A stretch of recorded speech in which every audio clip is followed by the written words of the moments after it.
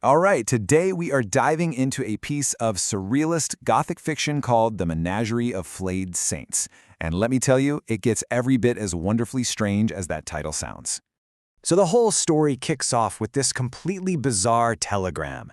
I mean, imagine you get this. No signature, just this super cryptic demand that feels, honestly, more like a threat than an invitation. This is the hook that yanks both the protagonist and us right into a world that just does not play by the normal rules. And that, right there, is really the question at the heart of this whole thing. It's not just about some weird inheritance, you know? It's about finding this hidden, maybe even monstrous, but ultimately true version of yourself. And that question just hangs over every single part of this story. Okay, so let's start at the very beginning, because before the dreaming house, before all the saints, there was just a woman living a life that was way, way too small for her. This really lays out the two extremes, doesn't it? On one hand, you've got Marguerite's life before, stuck in a tiny apartment meticulously cataloging the bones of extinct animals, a life that the story actually calls rehearsing for a coffin. Oof. And then on the other hand, you have what she's being offered, this vast, living, completely surreal inheritance. And get this, that is the very first line of the book. It just drops you right in. Right away, you know this isn't our world. There's no big explanation, it's just a fact. In this place, sometimes the mail comes by pelican.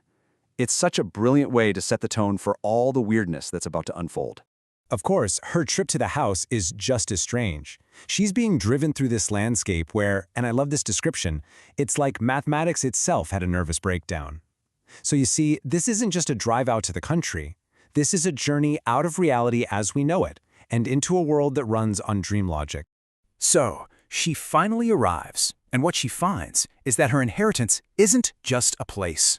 The house itself, it's a character. Maybe even the main character of the whole story. Yeah, forget your typical Gothic mansion. This house is described as something organic, like a living creature that grew right out of the earth. Its walls are this stark bone white, and the garden is filled with flowers that have little faces that just watch her as she moves. It's this incredible mix of beautiful and deeply, deeply unsettling. Okay, and here's the real kicker. The house is alive. It was literally grown from the bones of enemies by some ancient woman who just refused to die. And it's got this symbiotic thing going on with its keepers, who are called bone mothers. The house changes them, and in return, they change the house. It's this constant living cycle. And Marguerite, well, she's not the first. She's just the next in this long, bizarre line of women who have looked after this living piece of architecture. And the previous mothers were transformed in some wild ways. I mean, one of them literally became a door. A door! So this timeline kind of shows you the sheer weight of the legacy she's being asked to step into. So, what's the point of a house like this? Why does it even exist? Well, that brings us to the very strange and very sacred things living inside it. Turns out the house is a sanctuary for these flayed saints. And what are those? Well, think of them as beings who have been so transformed, either by suffering or by their own choice, that they've shed their old selves, their skins. And in this house, being raw and exposed like that, it's not a weakness, it's a sacred calling. And the beings in this menagerie are just incredible.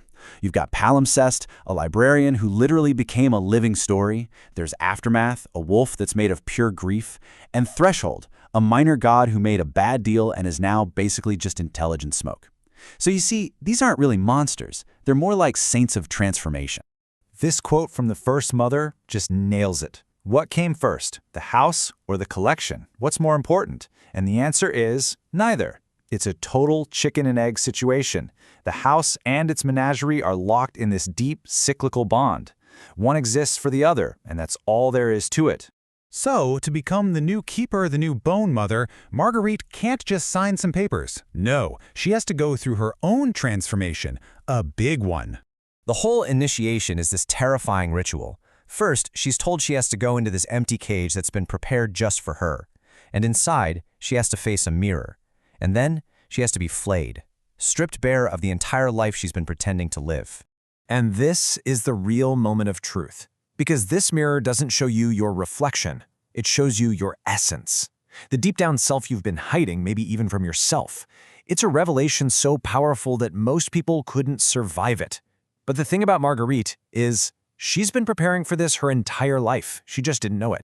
And she does it. She survives. She steps out of that mirror completely, utterly changed. Her skin is now translucent. You can see her organs. Her actual skeleton is glowing with this internal light.